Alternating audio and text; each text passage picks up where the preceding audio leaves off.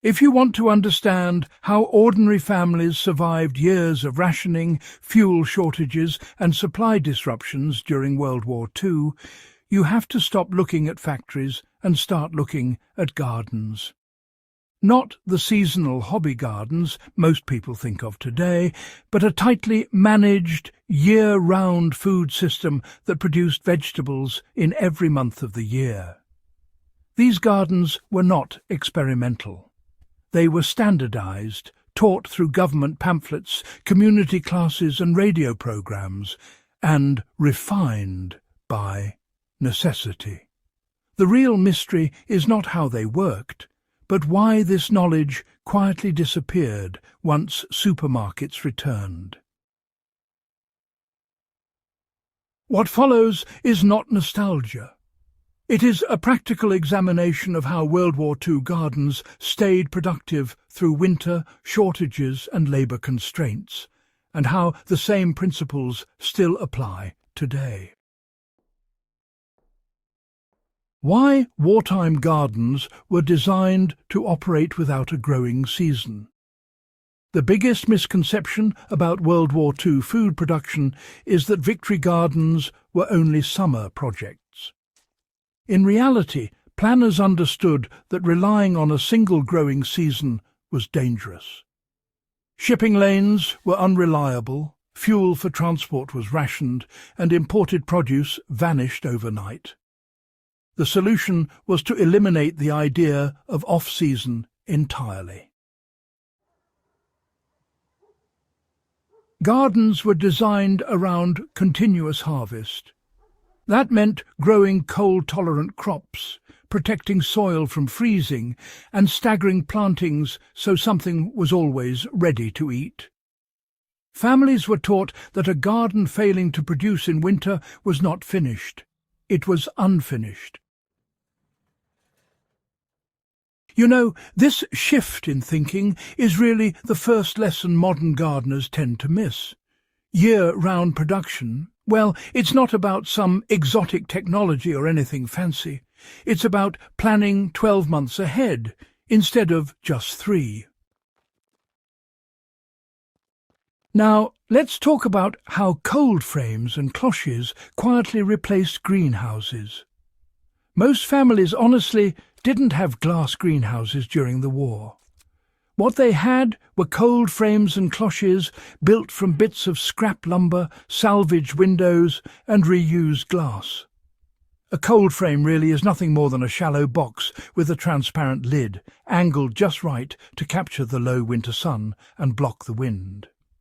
Inside, temperatures stay significantly higher than the surrounding air, even when it's freezing outside. Cloches, well, they served a similar role, but at the plant level.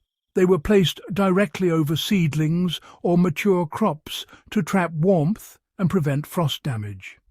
Wartime manuals, you see, emphasized that these structures were not optional. They were as essential as seeds themselves. A modern application is, well, pretty straightforward. An old window placed over a raised bed, sealed with soil or bricks, can actually extend harvests by months. Leafy greens, carrots, beets and even cabbage will survive temperatures that would normally, kill them in open ground. Why compost heat was treated as an energy source? Well, one of the most overlooked wartime techniques was the use of compost as a heat generator. Decomposing organic matter produces significant warmth, and WWII gardeners were taught to harness it. Hotbeds were built by layering manure, straw, and compost beneath planting soil. As the material broke down, it warmed the root zone from below. This allowed early planting in late winter and continued growth when air temperatures were, honestly, quite hostile. It also solved 2 problems at once: waste disposal and food production. Nothing was discarded without purpose. So, today, this method is, well, rarely discussed outside of specialized circles, but the thing is, it doesn't need any electricity, fuel, or, advanced tools at all. A properly built compost bed, believe it or not, can actually keep the soil at workable temperatures, even when the ground all around it is frozen solid. Now, how did succession planting make sure the food never ran out? Well, during the war, gardens were scheduled a bit like factories, really. Crops weren't all planted at once. They went in as waves. As one planting got close to maturity, another was already on its way. That way, you didn't get big gluts followed by shortages. Instead, there was constant availability. Root vegetables, you see, were a real cornerstone of this whole system. Carrots, turnips and parsnips, they were planted in stages. The later crops were left in the ground, insulated with straw or soil, and then harvested as needed right through the winter. Leafy greens got planted again and again, picked when they were young, and protected rather than just replaced. Now, a practical modern step is to divide your garden space into sections with planned planting dates, rather than focusing on crop types. The main goal here isn't really variety, but continuity, making sure there's always something growing. So, why did soil protection matter even more than fertilizer? Well, wartime gardeners, they focused obsessively on soil structure. To them, bare soil was honestly considered a failure.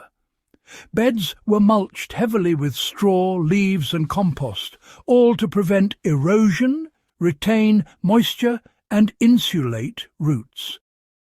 This mulch, by the way, also fed the soil organisms, which kept on working even during the coldest conditions. The result, over time, was soil that improved year after year, instead of degrading. Crops grown in this environment turned out more resilient, needed fewer inputs, and, bounced back faster from stress. This approach, directly contradicts modern practices that rely on seasonal tilling and chemical inputs. The World War II system, well, it treated soil as a living asset that simply could not be replaced once damaged. How storage gardens extended harvests without refrigeration is honestly quite remarkable. Year-round gardening did not stop at harvest. Root cellars, clamps and in-ground storage pits allowed families to keep vegetables edible for months without power. Cabbages were hung upside down in cool spaces. Potatoes were stored in layers of straw and soil. And squash, well, it was cured and kept dry. This meant the garden continued feeding the household long after plants stopped growing. The distinction between fresh and stored food was really irrelevant. Both were part of the same system. A modern equivalent can be as simple as using an unheated basement or, buried containers insulated with straw. The principle remains unchanged. Why this knowledge quietly disappeared, you might wonder. Once wartime pressure ended, industrial food systems returned with speed and force. Convenience replaced resilience, just like that. Skills that required patience and planning were no longer profitable to teach. Gardening became a hobby again instead of infrastructure. But the system never stopped working. It was simply no longer necessary for survival until now. If you value food security, self-reliance, and historical truth, these methods deserve revival. If this guide helped you see World War II gardens differently, subscribe to the channel for more forgotten civilian survival knowledge and, well, share this video with someone who still believes food security starts at the store, not the soil.